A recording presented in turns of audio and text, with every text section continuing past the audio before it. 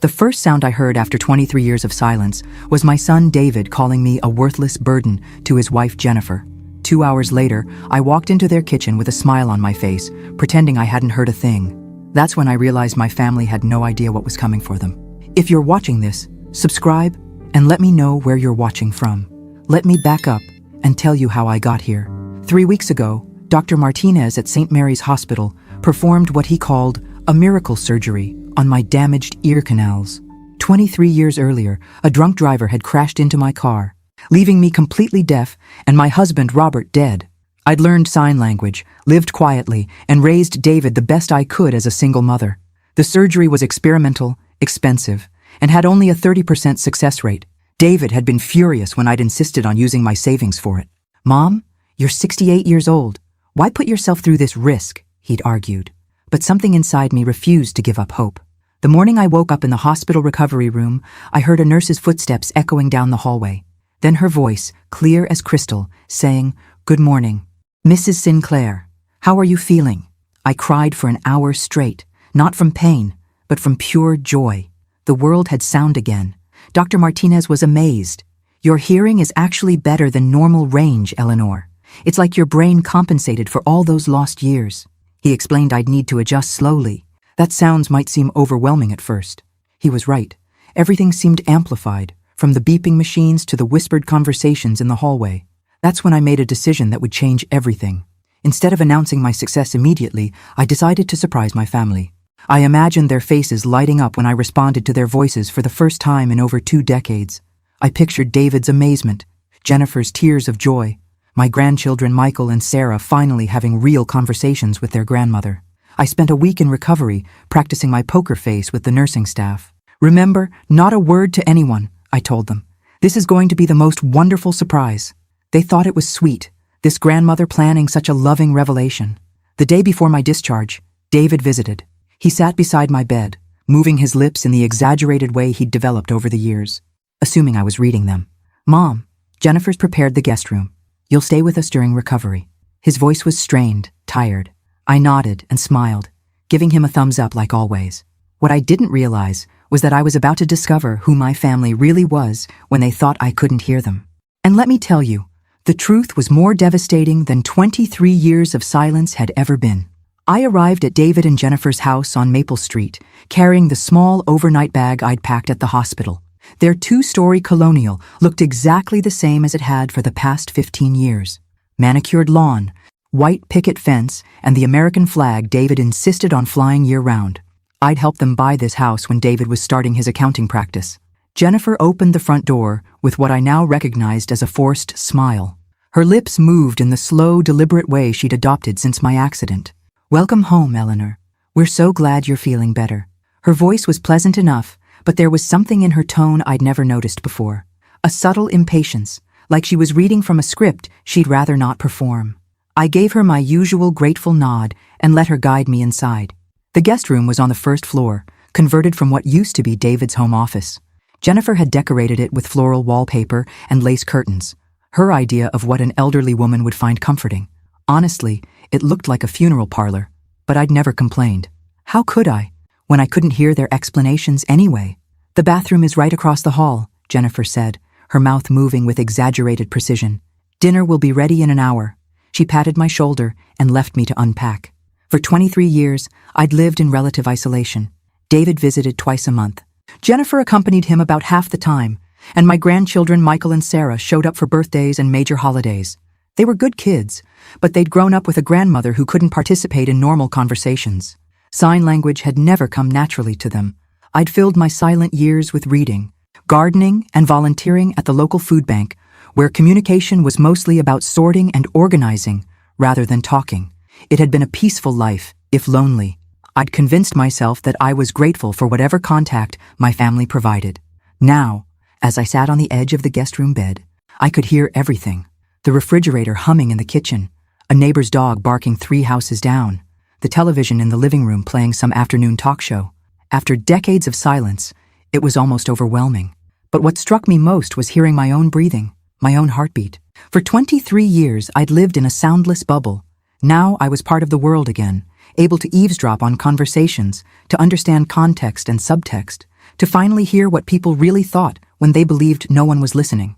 David arrived home from work at exactly 6:15, just like he had every day for the past decade.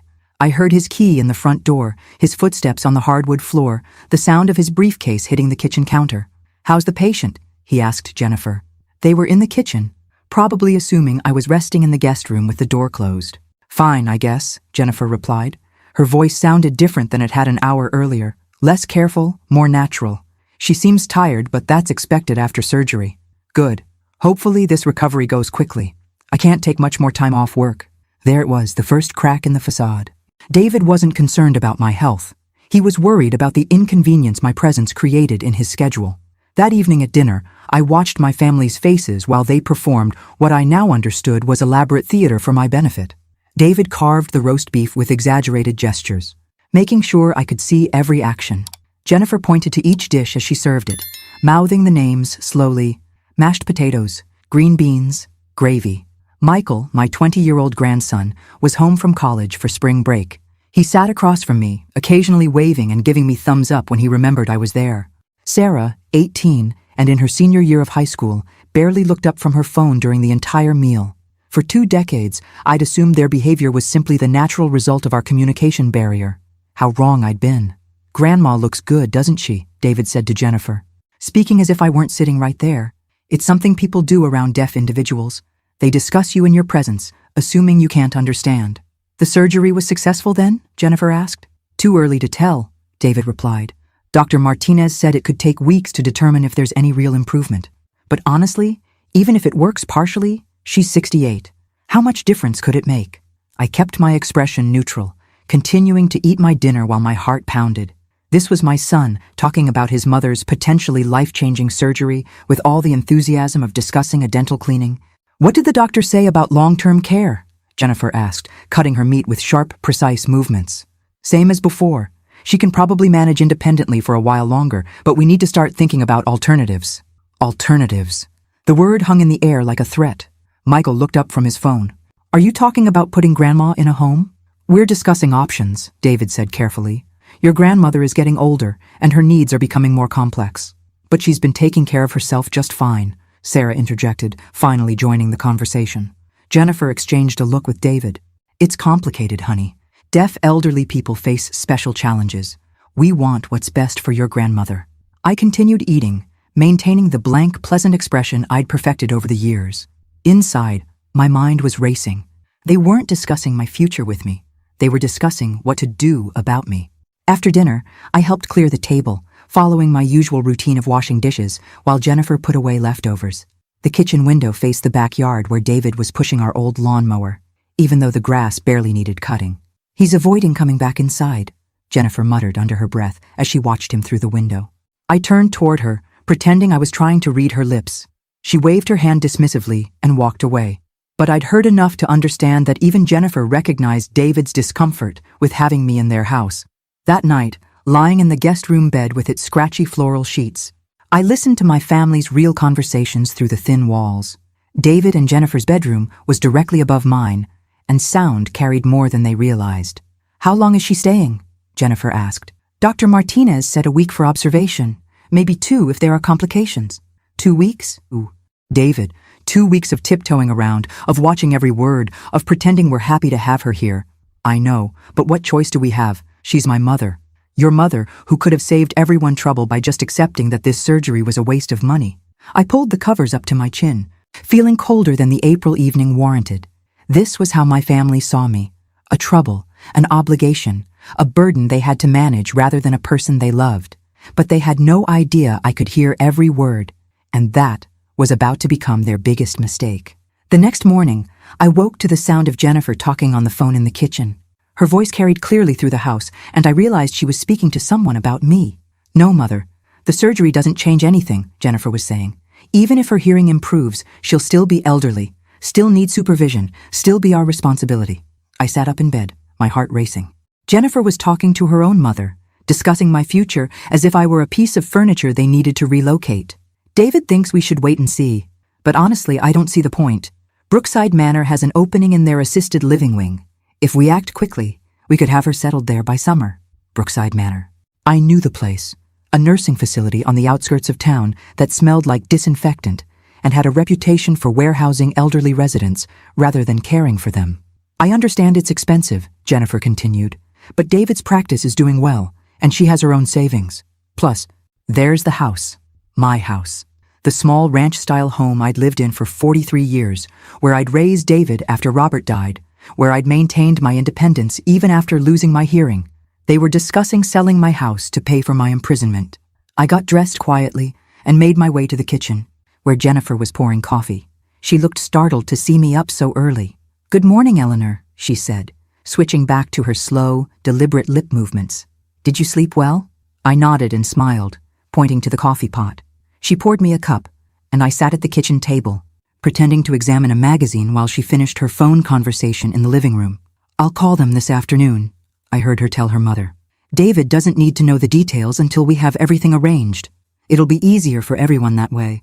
Easier for everyone except me, apparently."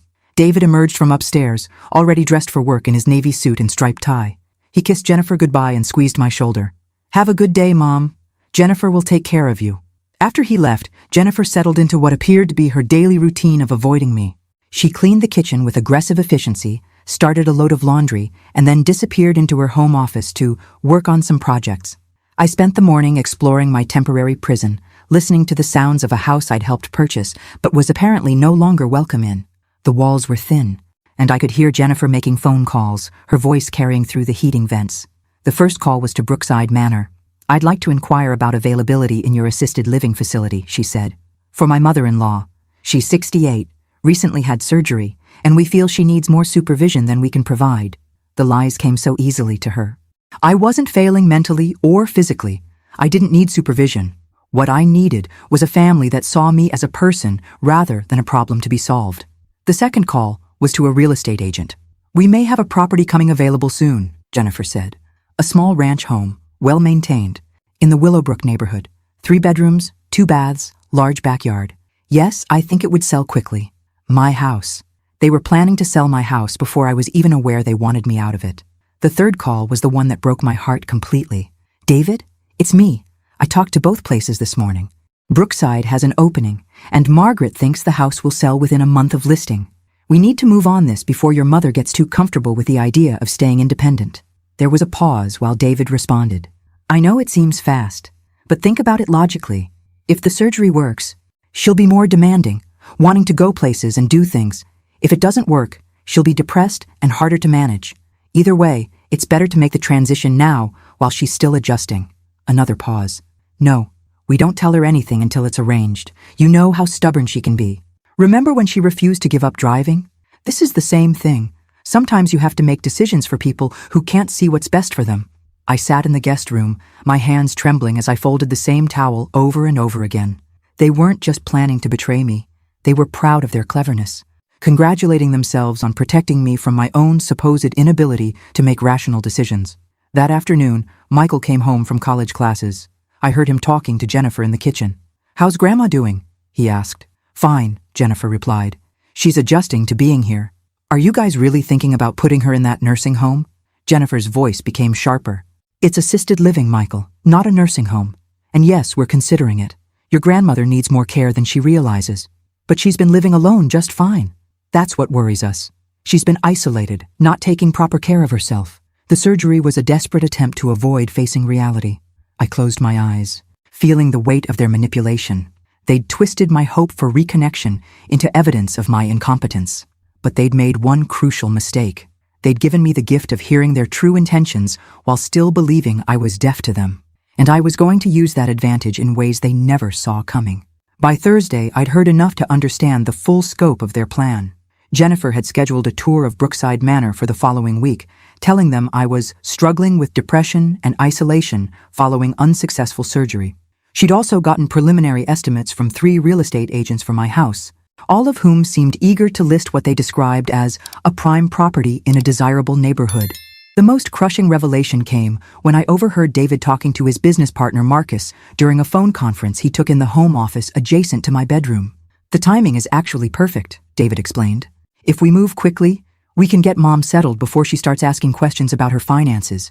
She's got nearly $200,000 in savings, plus the house equity. That should cover Brookside for at least 8 years, maybe 10 if we invest wisely. My savings. Money I'd accumulated through 43 years of careful budgeting. Money I'd planned to leave to my grandchildren for college. Money I'd intended to use for travel now that I might be able to hear tour guides and engage with other travelers. What if she objects? Marcus asked. She won't have much choice.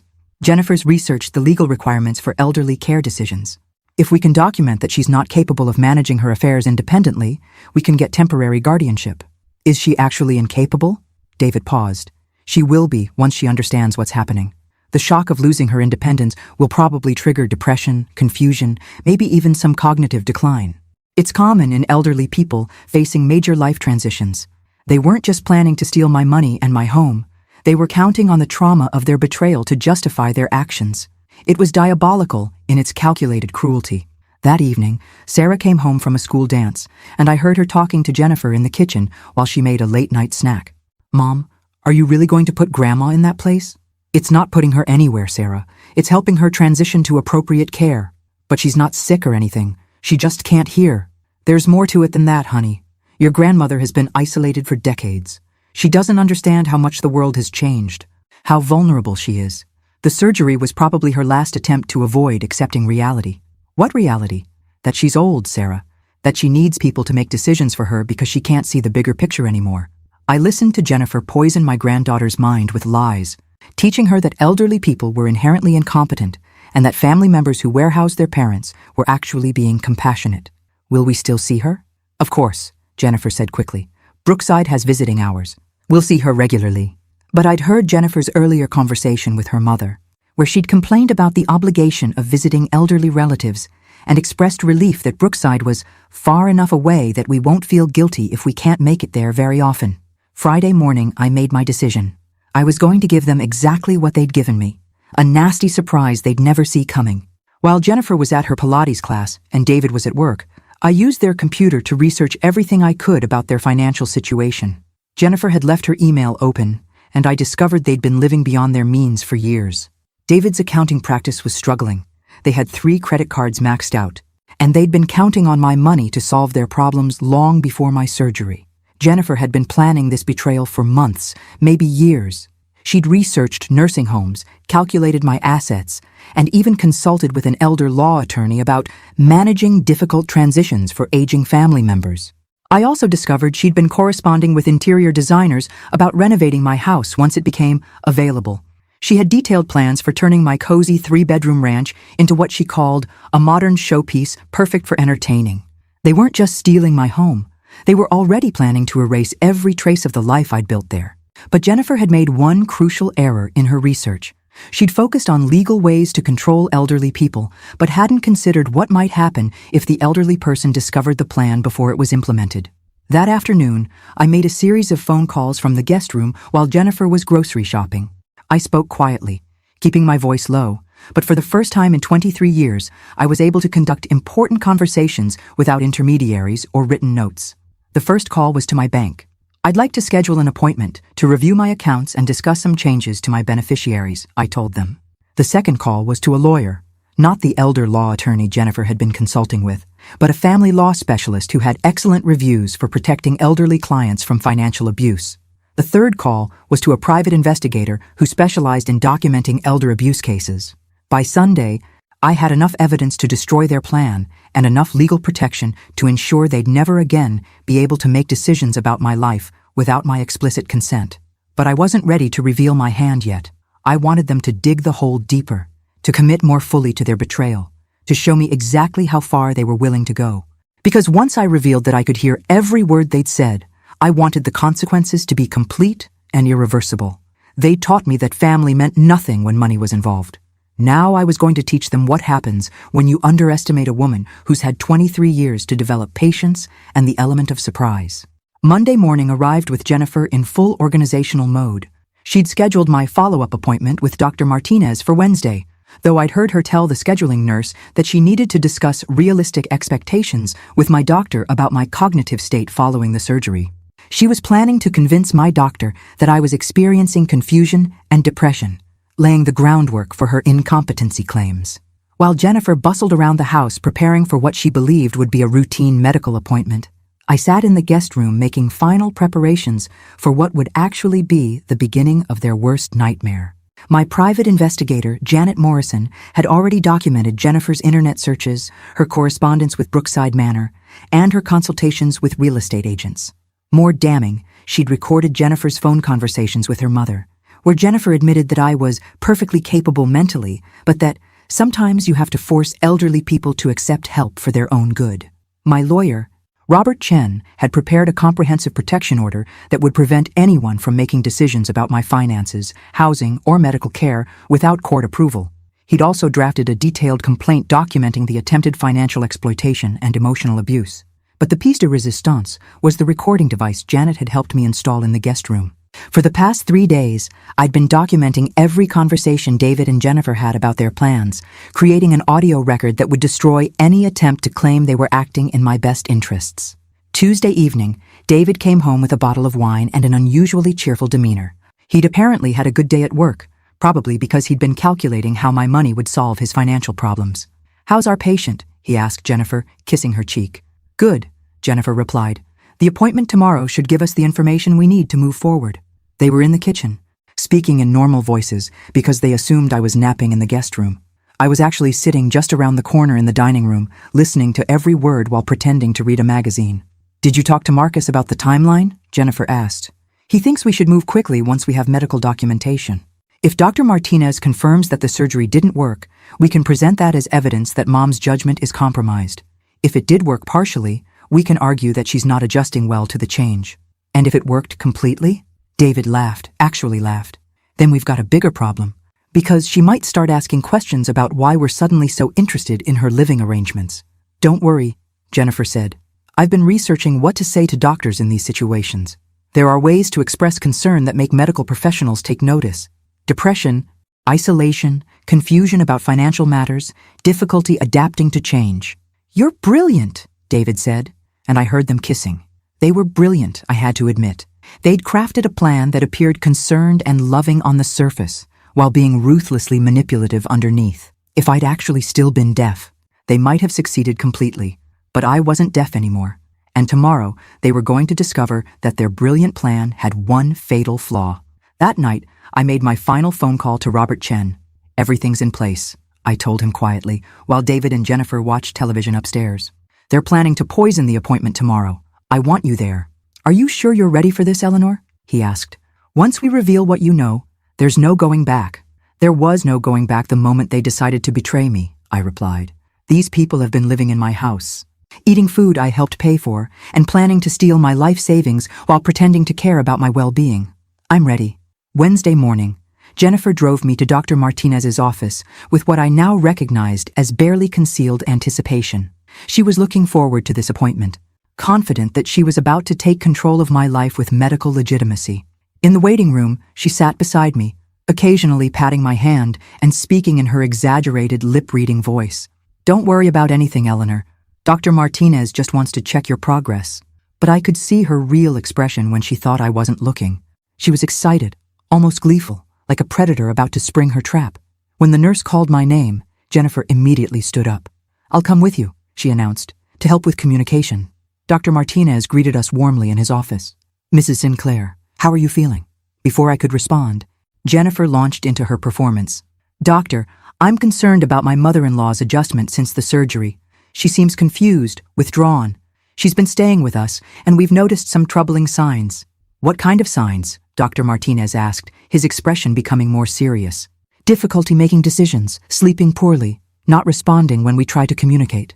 I think the surgery may have been too overwhelming for someone her age." I sat quietly, watching Jennifer weave her web of lies, knowing that in about 2 minutes she was going to discover that her prey had grown teeth. Dr. Martinez turned to me. "Mrs. Sinclair, how would you describe your experience since the surgery?" I looked directly at him and spoke in a clear, strong voice. "Dr. Martinez, my hearing is perfect. In fact, it's better than it's been in 23 years. I can hear everything, including the conversations my family has been having about stealing my money and putting me in a nursing home against my will." Jennifer's face went white. Her mouth opened and closed like a fish gasping for air. "I've been pretending to still be deaf for the past week," I continued, And what I've discovered is that my son and his wife have been planning to take control of my finances and sell my house to pay for my incarceration at Brookside Manor. That's not, Jennifer stammered. Mr. Chen, I called toward the door. You can come in now.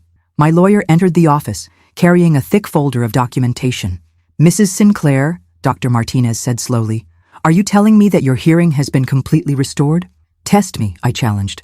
He moved behind me and whispered softly, can you hear this? You said, can you hear this? I replied without turning around. Jennifer was now shaking. Eleanor, I think there's been a misunderstanding. The only misunderstanding, I said, was thinking that you could get away with elder abuse while I was helpless to stop you. I turned to face her fully, for the first time in a week, and smiled. Surprise, Jennifer. Grandma's not as helpless as you thought. The look of horror on her face was worth 23 years of silence. Now the real fun was about to begin. The silence in Dr. Martinez's office was deafening, if you'll pardon the expression. Jennifer sat frozen in her chair, her carefully applied makeup starting to smudge as reality hit her like a freight train. Eleanor, she whispered, we can explain everything. Oh, I'm sure you can, I replied sweetly. You've been quite creative with your explanations this past week. Telling Brookside Manor I was depressed and isolated. Telling real estate agents my house would be available soon. Telling your mother that I was a burden you couldn't wait to be rid of. Robert Chen stepped forward with his legal pad. Mrs. Sinclair has been recording conversations for the past 5 days. We have documentation of attempted financial exploitation, conspiracy to commit elder abuse, and fraud. Jennifer's hands were shaking now. This is a misunderstanding. We were trying to help. Help? I laughed. And it felt wonderful to laugh out loud for the first time in decades. You were trying to help yourselves to my bank account. Dr. Martinez looked between us, clearly trying to process what he was witnessing. Mrs. Sinclair, your hearing test results were exceptional. There's no medical reason why you couldn't continue living independently. That's what I told my lawyer, I said, standing up. Jennifer, you can call David and let him know that his mother is not only hearing perfectly, but also thinking quite clearly. Clear enough to have moved my money to a new bank account yesterday. Jennifer's face went from white to green. What do you mean? I mean that the $200,000 you were counting on to pay for your financial problems, it's now safely protected in an account you'll never have access to. My house has been transferred to a revocable trust with a reputable management company, and I filed a restraining order preventing either of you from making any decisions about my care or finances. I picked up my purse, feeling more empowered than I had in 23 years. Oh, and Jennifer, you might want to start looking for a new place to live. I'll be moving back into my house this weekend, and I believe you'll find that your lease on the Maple Street property expires at the end of this month. Robert Chen handed Jennifer a thick envelope.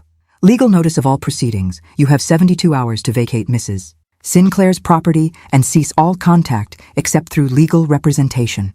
As we walked toward the door, I turned back to face Jennifer one last time. By the way, I heard every conversation you had with those interior designers about renovating my house. I particularly enjoyed your plans to turn my late husband's workshop into a wine cellar. The sound of Jennifer's sob followed us into the hallway, but I felt nothing but satisfaction. David's reaction was even better than Jennifer's. When I arrived at the house with Robert Chen and a sheriff's deputy to collect my belongings, David was waiting in the driveway with the kind of fury that comes from having your carefully laid plans destroyed. "Mom, what the hell do you think you're doing?" he shouted as I got out of the lawyer's car. "Language, David," I said calmly. "I'm reclaiming my life from the children who tried to steal it. We were trying to help you. Were you helping me when you told Marcus that my confusion and depression would justify your guardianship claim? Or were you helping me when Jennifer researched the fastest way to liquidate my assets?" David's face crumpled. He'd forgotten that I might have heard those conversations. The sheriff's deputy stepped forward. "Sir, I need you to step aside while Mrs. Sinclair collects her property." "This is insane," David protested, but his voice had lost its edge. "Mom, you can't just destroy our family over a misunderstanding." "I'm not destroying anything, David. You destroyed it when you decided I was worth more to you warehoused in a nursing home than living freely in my own house." Jennifer appeared in the doorway, her eyes red and swollen. "Eleanor, please. We can work this out. We're family." "Family doesn't steal from each other," I replied, brushing past her into the house. "Family doesn't lie about medical conditions to facilitate financial exploitation. Family doesn't count the days until they can get rid of their inconvenient elderly relatives." I gathered my few belongings while David and Jennifer watched helplessly. 23 years of silence had taught me patience, but it had also taught me the value of decisive action when the moment arrived. As I packed, I could hear them whispering desperately in the kitchen, probably trying to figure out if there was any way to salvage their plan. There wasn't. "The moving truck will be here tomorrow for my furniture," I announced as I prepared to leave. "I trust you'll have it ready for pickup." "Where are you going to live?" David asked. And for a moment, he sounded like the little boy who used to ask me to check under his bed for monsters. "In my house, David. The house I've lived in for 43 years. The house you were planning to sell without telling me. But you can't live alone. You need help." I smiled at him, and I made sure it was the coldest smile I could manage. "I've been living alone for 23 years, son. The only help I needed was protection from my own family." Robert Chen handed David his own legal envelope. "Outstanding loan documentation. Your mother has graciously decided not to pursue immediate collection of the $68,000 you've borrowed from her over the past 5 years. Provided you cease all contact and make no further attempts to interfere with her life." David stared at the papers, his face reflecting the dawning realization that their financial problems had just become exponentially worse without my money to solve them. Moving back into my own house felt like resurrection. Every familiar corner, every piece of furniture, every photograph on the mantel welcomed me home with sounds I'd forgotten I missed. The creak of the kitchen floorboard, the whistle of the tea kettle, the gentle hum of the refrigerator.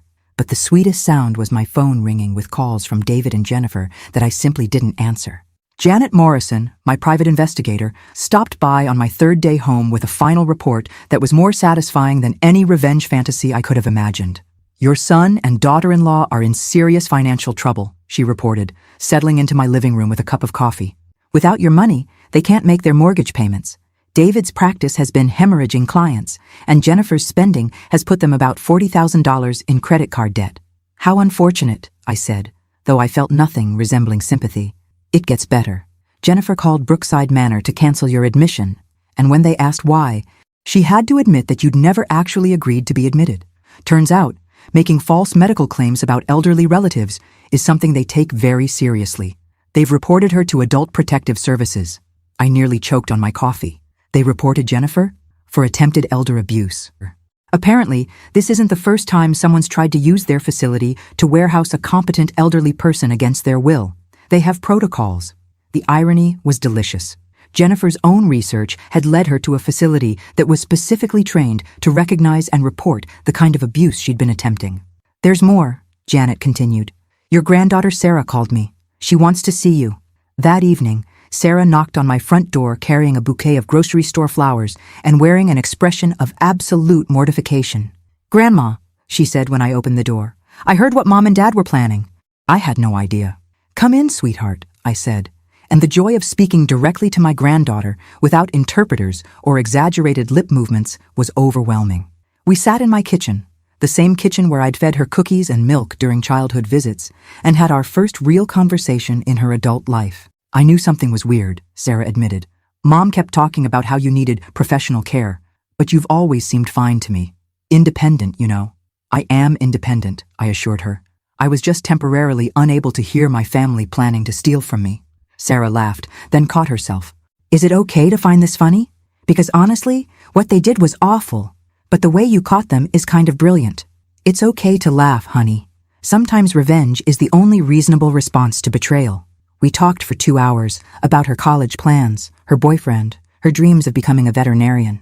All conversations I'd missed during her teenage years because of the communication barrier that no longer existed. When she prepared to leave, Sarah hesitated at the door. "Grandma, are you ever going to forgive them?" I considered the question carefully. "Forgiveness isn't the same as reconciliation. Sarah, I might eventually forgive them for their selfishness and greed, but I'll never trust them again. And I'll never pretend that what they did was acceptable family behavior." "I understand," she said, hugging me tightly. "Can I come visit you again?" "Anytime you want, sweetheart. I have 23 years of grandmother conversations to catch up on." The final act of my revenge came 6 months later, though I hadn't planned it quite that way. David and Jennifer lost their house in foreclosure. Without my money to fall back on, their accumulated debt and David's failing business created a financial collapse they couldn't prevent. They were forced to move into a small apartment across town, while I continued living comfortably in my perfectly maintained home. The poetic justice was that Jennifer ended up taking a job at Brookside Manor, the very facility where she'd planned to imprison me. Apparently, they needed someone to process admission paperwork, and her research into elder care had given her relevant experience. I learned this information from Margaret, my next-door neighbor who'd become a close friend since my return home. Margaret and I spent our mornings gardening together and our evenings playing bridge with 2 other women from the neighborhood. For the first time in decades, I had an active social life. Jennifer looked exhausted when I saw her at the grocery store, Margaret reported one Thursday evening. She kept staring at the price of everything like she couldn't believe how expensive things had become. How sad, I replied, though my tone suggested otherwise. The final revelation came when Michael called me directly, something he'd never done when he thought I couldn't hear. "Grandma," he said, "I wanted you to know that I'm not taking any money from my parents for college. I got a full scholarship to state, and I want to earn my own way." "That's wonderful, Michael. I'm proud of you." "I'm ashamed of them," he admitted. "What they did to you was unforgivable. They're still your parents. Michael, don't let my relationship with them poison yours entirely. It's not about you, Grandma. It's about who they showed themselves to be. I don't want to become the kind of person who sees elderly relatives as financial opportunities." A week later, Michael started visiting me regularly. Unlike his parents, he was genuinely interested in my stories, my opinions, my experiences as a woman who'd lived through 7 decades of American history. One evening, as we sat on my front porch watching the sunset, Michael asked the question I'd been expecting. "Grandma, do you ever regret how things turned out?" I thought about David and Jennifer struggling in their cramped apartment, about the grandchildren who'd learned to value integrity over inheritance, about the independence I'd reclaimed and the respect I'd demanded. "Michael," I said finally, "for 23 years, I lived in silence. I accepted whatever scraps of attention my family offered, grateful for any contact at all. I made myself small and undemanding because I thought that's what love required. I sipped my iced tea, enjoying the sound of ice cubes clinking against glass. But love doesn't require you to accept abuse. Family doesn't mean allowing people to steal from you while pretending it's for your own good.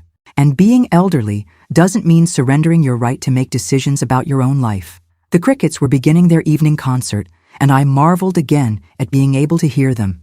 "Your parents taught me something valuable, even if they didn't mean to. They taught me that sometimes the people who claim to love you are actually your biggest threat. And they taught me that I'm stronger than I ever imagined." I looked at my grandson, this young man who'd chosen integrity over easy money, principle over family loyalty. "So no, Michael, I don't regret how things turned out. For the first time in over 2 decades, I'm exactly where I belong, surrounded by people who value me for who I am rather than what I can provide. It's been 2 years since I regained my hearing and discovered my family's betrayal. David and Jennifer have never apologized, though Jennifer did send a Christmas card last year with a note saying she hoped I was happy with my choices. I am, actually, happier than I've been since Robert died. My house is filled with sound again. Friends visiting, music playing, my own voice reading books aloud just because I can. I've joined a book club, started taking piano lessons, something I'd wanted to do for decades, and even begun dating a widower named Frank who lives 3 streets over. Sarah graduated high school with honors and visits me every few weeks when she's home from college. Michael stops by regularly, and we've developed the kind of close relationship I never thought possible with my grandchildren. They've both made it clear that they want nothing from David and Jennifer's eventual inheritance, preferring to build their own lives on their own terms. David's accounting practice failed completely. He now works as a bookkeeper for someone else's firm, earning a fraction of what he made when he was stealing from me. Jennifer is still at Brookside Manor, where she's learned firsthand how elderly people are treated when their families decide they're inconvenient. I've been told they blame me for their financial ruin, as if my refusal to fund their lifestyle was somehow unreasonable. They still don't understand that the money was never theirs to begin with. Last month, I received a visit from a woman named Patricia, whose elderly father was facing a similar situation with his own children. Word had gotten around about my case, and she wanted advice. "How did you find the strength to fight back?" she asked. I thought about her question for a long time before answering. "Strength isn't something you find," I told her. "It's something you remember you always had. For 23 years, I thought my deafness made me vulnerable and dependent, but it actually made me self-reliant and observant. I'd learned to read people's faces, to pick up on subtle cues, to survive on my own resources." I poured her another cup of coffee, marveling again at the simple pleasure of being able to hear it percolating. When I discovered I could hear again, I had a choice. I could continue being the grateful, undemanding elderly woman my family expected, or I could use the skills I'd developed during my silent years to protect myself from their greed. Patricia nodded, understanding dawning in her eyes. Your father isn't helpless, I continued. He's experienced. He's survived decades of life, made countless decisions, overcome obstacles you can't even imagine. Don't let anyone convince him that age equals incompetence. 6 months later, Patricia sent me a card. Her father had successfully fought off his children's attempt to control his finances and was living independently in his own home with appropriate support services. These days, I spend my mornings working in my garden, my afternoons reading or visiting with friends, and my evenings enjoying the symphony of sounds that most people take for granted. Wind chimes on the porch, birds in the backyard, the distant sound of children playing in the neighborhood. But the most satisfying sound of all is silence. The absence of David and Jennifer's voices planning my destruction. They gave me back my hearing, though they didn't mean to. In trying to silence me permanently, they taught me the value of my own voice. And now that I can hear again, I'll never let anyone silence me again. Sometimes the best revenge isn't just getting even. It's getting everything you deserve and nothing you don't. I'm 70 years old. I own my own home. I have money in the bank. I'm surrounded by people who genuinely care about me, and I haven't written a single check to support my ungrateful son in over 2 years. Life is good when you can hear it clearly.